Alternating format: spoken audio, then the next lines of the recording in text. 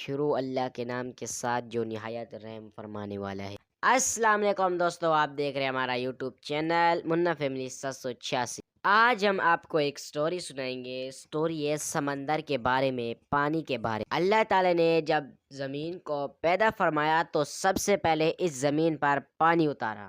شروع میں صرف پانی ہی پانی تھا، نہ کوئی مخلوق نہ کوئی آواز۔ پانی کے نیچے اندھیرا، اوپر آسمان کا عکس، بس خاموشی ہی خاموشی تھی۔ سب سے پہلے جھاڑیاں، نرم نرم پودے، سمندری گھاس کہا جاتا ہے، پانی کے اندر اگنے لگی۔ اللہ تعالیٰ نے سب سے پہلے چھوٹی مخلوق پیدا کی جنہیں پلانیٹ، ننھی جاندار ذرات کہا جاتا ہے۔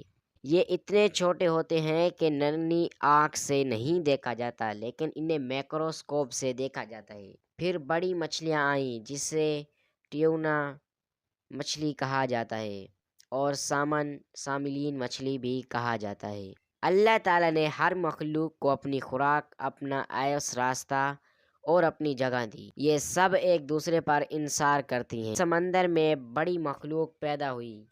سب سے پہلے عظیم مخلوق میں سے ایک ویل مچھلی، جو سمندر کی سب سے بڑی مخلوق ہے، چھوٹی کشتی جتنی لمبی۔ دیکھو کہ اتنی بڑی ہو کر بھی پانی میں تیرتی رہتی ہے۔ پھر آئی ڈولفن، جو انسانوں سے دوستی کرنے والی سمجھدار مخلوق ہیں۔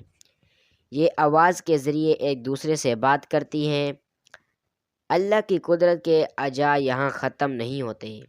سمندر کے گہرے حصے میں ایسے جاندار موجود ہیں جو اندھیرے میں رہتے ہیں۔ وہاں روشنی نہیں پہنچتی، لیکن اللہ نے انہیں خود روشنی دینے کی طاقت دی ہے۔ ان کے سر پر چھوٹا سا لمبا سا بلب ہوتا ہے جو اندھیرے میں چمکتا ہے۔ آکٹوپس جاندار جو اپنی شکل بدل لیتا ہے، رنگ بدل لیتا ہے، اسی طرح اسکویڈ بھی آکٹوپس کی طرح ہوتے ہیں۔ اللہ تعالیٰ نے اس سمندر کو صرف خوفناک نہیں بلکہ خوبصورت بھی بنایا ہے۔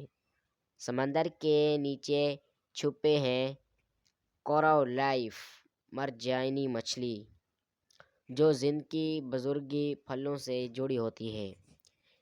ان میں ہزاروں مچھلیاں چھپتی ہیں، کھیلتی ہیں۔ یہاں ایک مخلوق ہوتی ہے، سی ٹرل، سمندری کچھوا، جو سالوں بعد اپنی پیدائش کی جگہ واپس آتا ہے اور وہاں انڈے دیتا ہے۔ اللہ تعالیٰ نے توازن قائم رکھا۔ جہاں خوبصورت مخلوقات ہیں، وہاں خطرناک بھی ہیں، جیسے شارک مچھلی جو اپنے شکار کو دور سے محسوس کر لیتی ہے۔ پھر آئی جیلی فش، جو نرم، شفاف اور چمکدار ہوتی ہے، لیکن اس کے جسم میں زہر ہوتا ہے۔ جب ہم سمندر کو دیکھتے ہیں تو ہمیں صرف پانی نہیں بلکہ اللہ کی عظیم نشانی نظر آتی ہے۔ اللہ نے ہر جاندار کو ایک مقصد دیا ہے، کوئی صرف کرنے والا ہے، کوئی خوراک کا ذریعہ اور کوئی خوبصورتی کا۔ یہ سب مل کر ایک عظیم نظام بناتے ہیں جسے صرف اللہ تعالیٰ چلا سکتا ہے۔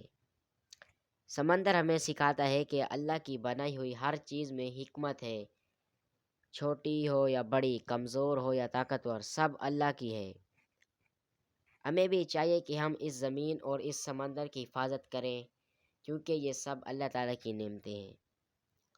اگر آپ کو یہ ہماری ویڈیو اچھی لگے تو ویڈیو کو لائک، کومنٹ، شیئر، سبسکرائب ضرور کرنا۔ جزاک اللہ۔